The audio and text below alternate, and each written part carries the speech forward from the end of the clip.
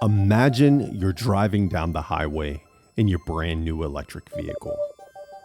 Music streaming, GPS guiding, sensors humming. Now stop and think. That car knows more about you than most of your friends. It knows where you live, where you work, the school where your kids go to, how often you speed, whether you brake too late, even the times of day you're most likely to be tired and behind the wheel. And what if all that information isn't just staying in your car? What if it's being quietly uploaded every trip, every day, to a server across the ocean? A server controlled by a government that sees United States not as trading partners, but as a rival. That's not a paranoid thought experiment. That's the risk US regulators are staring at right now. And the office tasked with deciding what happens next isn't the Pentagon. It isn't the FBI. It isn't Congress. It's a little-known shop inside the Department of Commerce, the ICTS office. This is the story of how a small regulator with a long name is quietly deciding which technologies America can trust.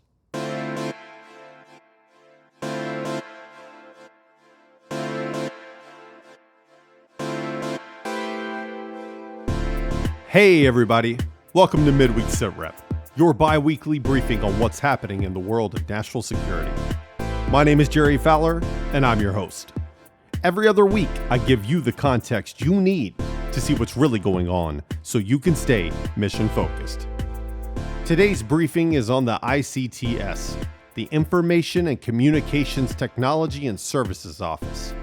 We're going to cover where ICTS came from and why it was created, how it banned Kaspersky antivirus, and what that taught us, why connected cars are its next frontier, other technologies ICTS is watching from apps to undersea cables, the compliance lessons for businesses, and the bigger picture, how ICTS fits into America's broader strategy of protecting critical technology. Enough, let's get to it. Let's go back in time to 2019. The first Trump administration was already moving aggressively against Huawei and ZTE, two Chinese telecom giants accused of enabling espionage. That same year, President Trump signed Executive Order 13873, creating the ICTS Authority. The idea was straightforward. Give the Department of Commerce the ability to review and block transactions involving foreign information and communications technology if they pose an unacceptable risk to U.S. national security. You may wonder, why commerce? Because this wasn't just a defense issue. It was about the marketplace. Americans were buying phones, apps, and software from companies that might be beholden to foreign governments. And once that technology was inside our networks, it was almost impossible to get rid of. If CFIUS is the bouncer stopping bad deals at the door, ICTS is the inspector checking what's already on our shelves. And the scope is sweeping. ICTS can look at software, hardware, cloud services, really anything that connects to U.S. networks. It doesn't matter if you're selling to the government or just to everyday people. If ICTS decides your tech is a risk, you're out.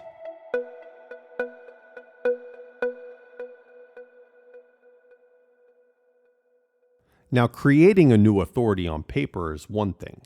Making it real, that's another. When President Trump signed Executive Order 13873 in May 2019, it gave Commerce the power to review tech transactions tied to foreign adversaries. But for a while, that power mostly sat on the shelf. Why? Because standing up ICTS wasn't simple. The Commerce Department had to define what counted as covered transactions. It had to write rules, take public comments, and deal with pushback from industry. Businesses worried that the authority was so broad it could cover almost anything. So while the executive order created the foundation, the ICTS program didn't come to life overnight. The first real regulations didn't land until January 21, in the final days of the first Trump administration. Even then, it took months before Commerce staffed up and started using the tool. For a while, ICTS felt more like a warning shot than a functioning office. Companies knew the rules existed, but they weren't sure if or when they'd be enforced. That's why the Kaspersky decision in 2024 was such a watershed moment. It wasn't just another policy announcement. It was proof that ICTS was no longer dormant. It was operational, active, and willing to pull a product off the US market. Let's talk about that Kaspersky ban. Kaspersky Labs is a Russian cybersecurity company that built a global business by selling antivirus software. Millions of Americans used it to protect their computers. But for years, intelligence officials warned it was a problem. Because antivirus software isn't just another program. It has the keys to the kingdom. It scans everything on your computer. It updates constantly. It talks back to company servers. If a hostile government had influence over that company, it could become the perfect tool for surveillance or sabotage. In 2017, the Department of Homeland Security banned Kaspersky from federal networks. But the story didn't end there. In June 24, ICTS made the call. All new sales of Kaspersky software in the United States were prohibited. Retailers had to stop selling it. Distributors had to pull it. Consumers couldn't buy it legally. This wasn't just the government protecting itself. It was the government protecting the entire market. Now you may be wondering, so what? Well, for businesses, ICTS showed it has the authority and the appetite to take foreign tech out of circulation. And for consumers, you may not have noticed the Federal Register notice, but you definitely noticed when the software disappeared. So what's the next frontier? Well, that answer is easy. Connected cars. Kaspersky was the opening act. Now the spotlight is on cars. Today's vehicles are rolling supercomputers. They're constantly gathering data, location history, driving patterns, passenger information, even voice commands. And most of that data doesn't just sit in your car. It syncs with apps, uploads to servers, and connects to a global supply chain. That's why regulators are worried about Chinese electric vehicle makers like BYD or Geely. Imagine millions of US cars quietly sending real-time location data back to servers in a country with a very different view of privacy and an adversarial relationship with the US. For adversaries, connected vehicles could be a treasure trove, mapping US infrastructure, tracking high-value individuals, or in a crisis, even disrupting fleets remotely. Now, what's the so what? For policymakers, this is a whole new regulatory frontline. The auto industry isn't just about emissions or safety anymore. It's about surveillance. And for everyday drivers, it's a reminder that your car is no longer just transportation. It's a data hub. And that data is power.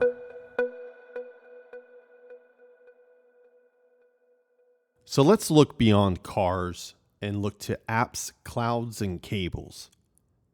Because ICTS isn't just worried about cars. Its reach stretches across the entire digital economy, and that means almost everything we touch in our daily life. Take mobile apps. TikTok has dominated the headlines for the past couple of years, but ICTS's authority doesn't stop there. Any app that sucks up location data, biometric details, or personal information and sends it overseas could be reviewed. Think of fitness trackers, dating apps, or even mobile games that ask for far more permissions than they actually need. If a foreign government can lean on a company behind the app, it's a national security risk. Then there's the cloud. Businesses and governments increasingly rely on cloud services to store sensitive information. But if the servers are run by or linked to companies in adversary countries, who actually controls the data? Who can see it? And in a crisis, who could cut it off? ICTS has the power to step in before those questions become emergencies. And finally, there's undersea cables. These fiber optic lifelines carry 95% of global internet traffic. Everything from military communications to your Netflix stream. If adversaries can tap into them, they can spy. If they can disrupt them, they can sever connections between continents. ICTS can review who builds, owns, or services those cables before they're even laid on the ocean floor. Now, what's the common thread here? If it connects Americans to the digital world, whether through an app on your phone, a server farm in another country, or a cable laid across the Pacific, ICTS has the authority to ask, is this safe?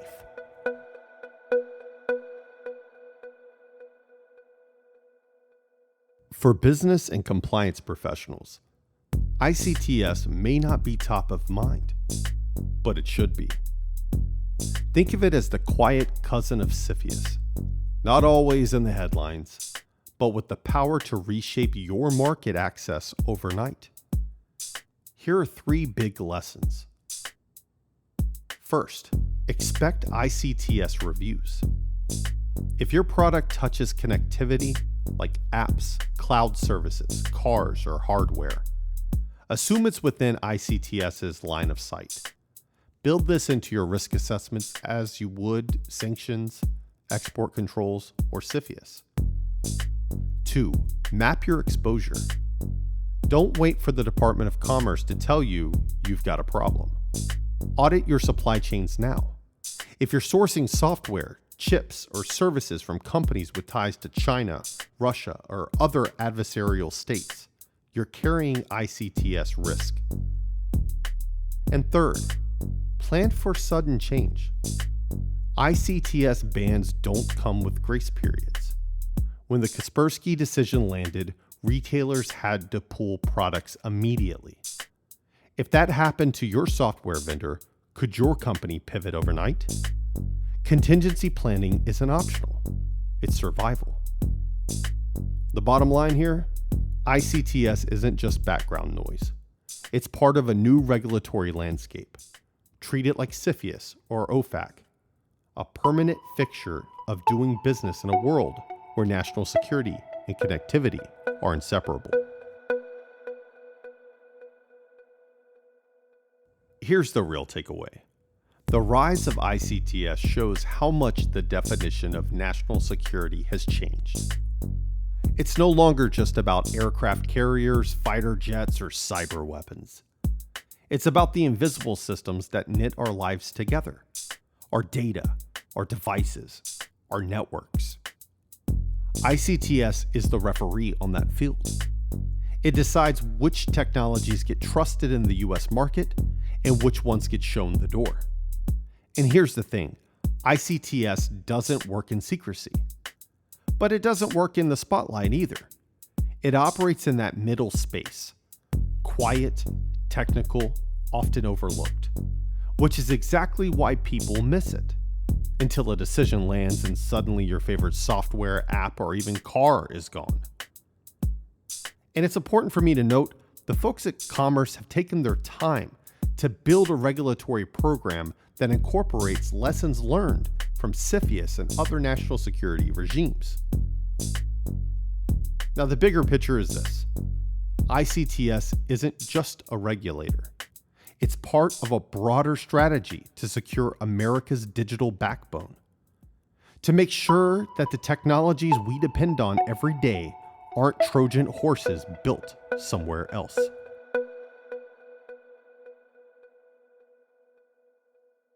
The story of ICTS isn't finished. In fact, it's just beginning.